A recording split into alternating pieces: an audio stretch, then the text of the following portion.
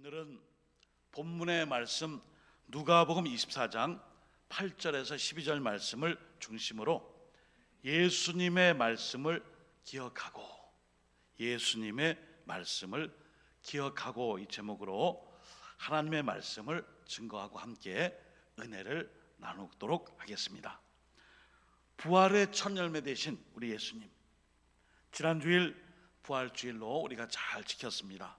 오늘도 부활주일이 지난 이후에 또 이렇게 주일을 맞아 예배 드리실 때에 언제나 부활의 첫 열매 되신 우리 주님과 함께 하시고 죽음을 이기신 그 주님을 따라 영생의 소망으로 날마다 구원에 이룰 수 있기를 예수님의 이름으로 먼저 축복과 축원드립니다. 아멘. 부활의 첫 열매가 되었다는 뜻이 있어요. 이 의미는요, 예수님의 성육신과 십자가의 대속의 죽음과 그리고 그것으로 끝이 아니라 바로 부활을 믿는 모든 사람들이 언제나 누구든지 믿는 자에게는 예수님처럼 부활의 생명을 누린다는 뜻입니다. 그러므로 오늘도 부활의 첫 열매 되신 예수님을 잘 믿고 따르는 모든 백성들은 부활의 생명을 이미 얻었고 그것을 누리고 계시는 것입니다. 누가복음 24장 6절 7절에 약속의 말씀이 여기 있습니다. 여기 계시지 않고 살아나셨느니라. 갈릴리에 계실 때에 너희에게 어떻게 말씀하셨는지를 기억하라.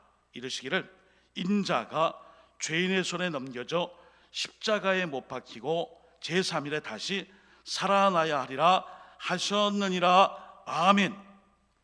이거를 말씀해도요, 갈릴리에 계실 때에 너희에게 어떻게 말씀하셨는지를 기억하라 말씀해 주셨습니다. 오늘도 예수님의 말씀을 기억하고 부활의 현장에 나간 여인들의 이야기, 오늘의 말씀의 핵심 메시지입니다. 자, 그런데요, 예수님 당시에 많은 사람들이 그렇다면 이 부활의 기적을 믿었을까요? 기대했을까요? 상상하고 있었을까요? 우리가 생각해 봤을 때는 더 그럴 수 있지 않았겠는가 상상해 봅니다. 그러나 무엇인가를 기대하는 것과 그 일이 실제로 일어나는 것은 별개의 문제입니다. 좀 이렇게 됐으면 좋겠는데, 이런 막연한 기대와 그 일이 실제적으로 이렇게 사건으로 형상화되는 것은 별개라는 것이죠. 왜냐하면 유대인들에게 부활은 사실 그들의 신학적인 아주 논쟁의 첨단적인 문제였어요. 말 그대로 바늘 끝에서 서로 이 이론을 놓치기 싫어서 논쟁을 벌이는 그러한 이슈가 되었습니다. 그래서 부활에 대한 문제, 죽음 이후의 생명의 문제, 사망을 이기는 영생의 문제가 늘 서로 바리새파, 사두개파 이런 파당을 지을 정도로 부활의 문제로 서로 극심한 논쟁을 벌였습니다. 그런데 예수님이 이 땅에 오셨어요. 메시아로 그리스도로 오셨습니다. 그런데 그분이 죽으신 거예요. 십자가에서 그만 돌아가셨어요. 그들이 생각할 때에, 특별히 유대인들은 구원자가 죽었다가 부활한 이 사건보다 애초에 죽을 일이 없는 불사의 존재로 메시아 그리스도를 기다렸습니다. 그런데 그 구원자가 그만 죽으신 거예요. 돌아가신 거예요. 사망이 이런 거예요. 저 속절없이 죽음을 맞은 메시아 그리스도 예수는 우리의 메시아 그리스도가 아니구나 단정을 해버렸어요. 쉽게 말하면 유대인들의 구원자 상에서 십자가에 처참히 돌아가신, 달려 죽으신 그 예수님은 구원자 메시아 그리스도로 자격 미달이었습니다. 엄청난 모독이죠. 자격 미달. 오늘 여기 누가복음 24장 20절 21절의 말씀을 제가 읽어드리겠습니다. 우리 대제사장들과 관리들이 사형 판결에 넘겨주어 십자가에 못 박았느니라. 우리는 이 사람이 이스라엘을 속량할 자라고 바라노라. 이뿐 아니라 이 일이 일어난 지가 사흘째요. 무슨 말씀이에요? 이처럼 예수님의 부활에 대하여 기대도 하지 않았고, 믿지도 않았고, 있을 수 없는 일이며, 이미 메시아 그리스도로 오신 예수님의 죽음과 부활에는 더 이상 관심 밖의 이름을 이렇게 말씀하고 있습니다. 그런데 그럼에도 불구하고 예수님은 부활하신 것입니다. 예수님의 이 시신이 오늘 사라진 사건의 그 내용이 중점 내용으로 누가는 24장 이 복음의 말씀을 통해 우리에게 가르쳐주고 있습니다. 누가복음 24장 1절 3절 1절에 3절까지 말씀. 안식 후 첫날 새벽에 이 여자들이 그 준비한 향품을 가지고 무덤에 가서 돌이 무덤에서 굴려 옮겨진 것을 보고 들어가니 주 예수의 시체가 보이지 아니하더라. 아멘. 주 예수님의 시체가 보이지 않습니다. 예수님이 죽으시고 3일째가 된 날, 이제 좀 장례나 이런 십자가의 죽음에 대한 두려움과 공포와 이 모든 어수선한 상황이 정리됐겠구나 하고 여인들이 예수님의 무덤을 찾았어요. 본문에는 막달라 마리아, 요한나, 야곱의 모친 마리아, 그리고 많은 여자들은 아니지만 몇몇의 여자들이 예수님의 이 시신을 잘 이제 방부제를 첨가해서 잘 모시기 위해 찾은 것이죠. 우리로 말하면 입관해서 이제 염을하기에 모인 거예요. 너무나 이렇게 급하게 십자가에서 돌아가신 주님을 모시다 보니까, 그것도 다른 사람의 무덤을 쓰다 보니까 향유를 발라 부패하지 않고 시신에서 썩는 내가 나지 않기 위해 장례를 잘 마무리하기 위해 사흘이 지난 시간에 이 여인들이 이제 무덤을 찾은 것입니다. 그런데 그 무덤을 봉쇄해 놨습니다. 급하게 장례도 했고요, 또 향품을 바르지 않았기 때문에 이 악취와 부패, 혹시 시신이 썩는 냄새 때문에 문을 열어놓으면 그런 여러 가지 어려움이 생기므로 무덤을 일단 봉쇄해 놨습니다. 그런데 오늘 여자들이 그 무덤에 가보니 무덤 문이 활짝 열린 것입니다. 그리고 열려진 그 돌무덤 안에 예수님의 시신이 사라진 것이죠. 예수님의 무덤을 찾은 많은 여인들이 일대 혼란과 근심에 쌓이게 되었습니다. 넋이 반쯤 나가 도대체 우리 주님, 예수님의 시신이 어디 갔는가? 누가 훔쳐갔는가?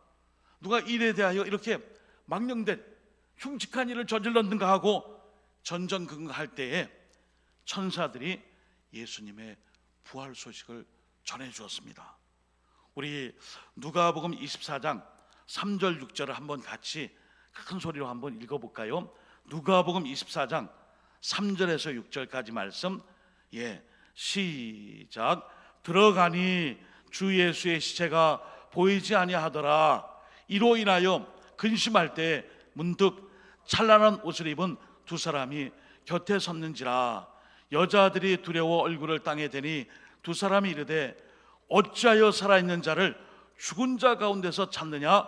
여기 계시지 않고 살아나셨느니라. 갈릴리에 계실 때에 너희에게 어떻게 말씀하셨는지를 기억하라. 아멘. 오늘 여기 천사가요, 어찌 여기서 주님을 찾느냐 그러면서 지난날 갈릴리에 계실 때에 우리 예수님이 이 부활의 사건을 말씀하시지 않았느냐, 그런데 그것을 잊어버리고 왜 여기서 찾느냐, 그 말씀이에요. 죽은 사람이 다시 살아나서 제 발로 무덤을 걸어나갔다는 것이 말이 됩니까? 가능한 일이에요? 아마 이런 얘기를 하면은 이 죽은 자에 대한, 고인에 대한 명예훼손, 이렇게 참 상식이 아닌 것으로 받아들일 것입니다. 그런데 이 여자들은 그 말씀을 믿었어요. 아이고 맞아, 옛날에 우리 예수님 계실 때에 3년 동안 이 일을 얘기했잖아. 그 말씀이 기억난 거예요. 그래서 오늘 본문에 보면은 24장 본문 누가복음 24장 8절에 그들이 예수의 말씀을 기억하고, 그들이 예수의 말씀을 기억하고, 그들이 예수의 말씀을 기억하고, 할렐루야, 아멘.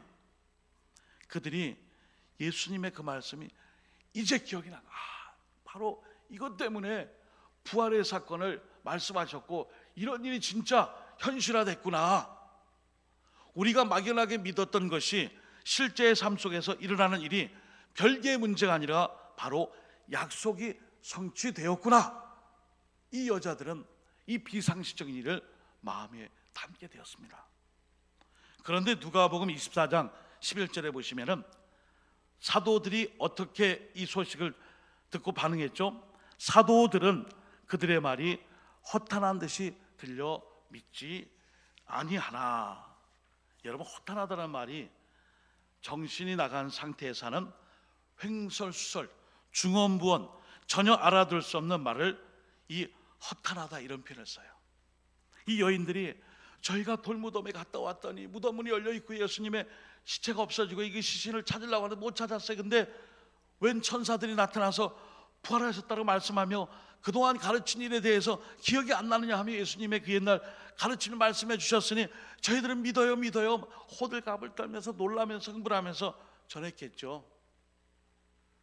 감격의 모습을 그렇게 전했어요. 그런데 오늘 여기 사도들은 아유 정신 나갔구나, 얼마나 충격이 컸으면 돌무덤이 열리고 또 저런 말까지 할까, 바람은 또 저렇게 할 수 있겠지. 그러나 여기 베드로가 행동을 취해요. 12절에 보시면은 베드로가 일어나 무덤에 달려가서 구부려 들여다보니 세마포만 보이는지라. 예수님의 시신을 쌌던 그 천만 보이는 거예요. 그 된 일을 놀랍게 여기며 집으로 돌아가니라. 결정적인 부활하신 주님을 만나지 못하고 그냥 빈 무덤을 확인하고 돌아갔습니다. 그러나 오늘 이 여자들은 이 일에 대하여 부활을 확실히 믿었습니다. 그 이유는 그들이 예수님의 말씀을 기억했다는 것이죠. 사랑하는 성도 여러분, 오늘도요 힘들고 어려운 일이 있을 때마다 우리가 하나님의 말씀을 기억해야 합니다. 어디 가서 하소연하고 울부짖고 간구하고 엎드리고 눈물 흘릴 것이 아니라 그동안 주신 하나님의 말씀, 내가 붙잡았던 말씀, 그 말씀으로 그 자리에서 다시 한번 이겨낼 수 있는 것입니다. 오늘 제자들은 그 말씀을 기억하지 못했어요. 힘들고 어려울 때마다 주님께서 주셨던 말씀을 통해 이겨내고 부활의 사건 앞에서 아 그렇구나, 이 말씀을 통해 우리가 부활의 증인이 될 수 있도록 말씀해 주셨구나, 아멘 하고 따라함에도 불구하고 그들은 예수님의 말씀을 기억하지 못했습니다. 사랑하는 성도 여러분, 우리가 어떻게 예수님을 믿게 되었어요? 부활하신 주님 못 봤습니다. 다만 말씀을 통해 우리가 읽었잖아요, 믿었잖아요. 또 과학적인 데이터나 정보나 이런 것을 가지고 부활 사건을 객관화시키고 과학적으로 해서 논리나 이론으로 해서 그것을 책으로 본 것도 아니잖아요. 그러나 우리는 믿음으로 예수님의 그 말씀과 약속과 부활의 사건들의 이 내용을 하나님 말씀을 통해 우리는 이 약속의 말씀을 믿고 기억하고 그 성취를 우리의 삶 속에서 응답으로 살고 있는 것입니다. 할렐루야, 아멘. 이것을 두 글자로 믿음이라 그래요. 믿음. 하나님께서는 여러분들에게 예수 그리스도를 어떻게 믿게 하셨죠? 그 약속의 말씀을 왜 기억나게 하셨죠? 첫 번째는 성부 하나님께서 여러분들에게 믿음을 선물로 주셨기 때문이에요. 값없이 대가 없이 은혜로 공짜로 믿음을 주셨어요. 그러니까 오늘 우리가 다른 신들이나 우상이나 이런 여타 종교가 아니라 참다운 믿음을 주신 하나님, 영생의 구원으로 인도하시는 그 믿음을 첫 번째 하나님께서 여러분들에게 믿음을 주셨다는 것입니다. 에베소서 2장 8절입니다. 너희는 그 은혜에 의하여 믿음으로 말미암아 구원을 받았으니 이것은 너희에게서 난 것이 아니요 하나님의 선물이라. 아멘. 다 우리가요 선물을 받았습니다. 다 우리가 선물이 있어요. 이 선물을 통해 오늘도 우리가 이 믿음을 가지고 주님을 따르며 영생의 이 귀한 구원의 길에 이미 들어섰고 이미 하나님 나라의 시민권으로 인침받은 백성이 된 줄로 믿습니다. 아멘. 그런 축복의 자리로 늘 인도함 받으시기를 예수님의 이름으로 축원드립니다. 아멘. 두 번째는요, 성자 예수님이 우리를 도와주셨기 때문이에요. 어떻게 해요? 요한복음 14장 26절에 보혜사 곧 아버지께서 내 이름으로 보내실 성령, 그가 예수 그리스도가 너에게 모든 것을 가르치고 내가 너에게 말한 모든 것을 생각나게 하리라. 아멘. 오늘도 이 여자들이 예수님의 말씀을 기억하게 하신, 바로 예수님의 말씀을 바로 우리가 그리스도를 통해 깨닫게 해주셨어요. 세 번째, 우리 안에 거하시는 성령 하나님께서 일하시기 때문이에요. 성령님은 우리와 함께 일하세요.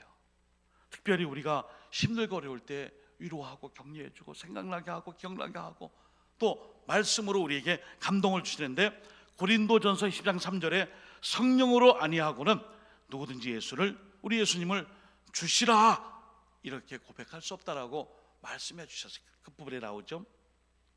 그러므로 우리는 오늘 예수님을 믿는다는 이 정의를 설명드립니다.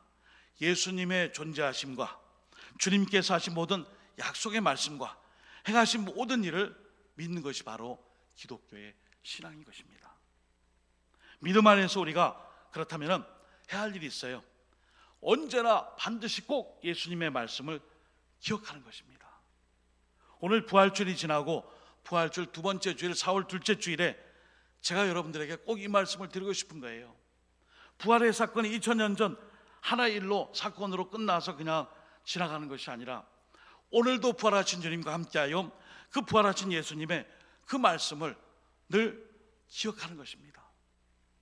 올 한해 복음으로 회복되기 위해 지금도 코로나19가 4차 대유행의 전조 가운데 우리가 지금 현실을 맞고 있습니다. 그럼에도 불구하고 언제나 하나님의 약속의 말씀을 기억해야 하고 붙잡아야 돼요.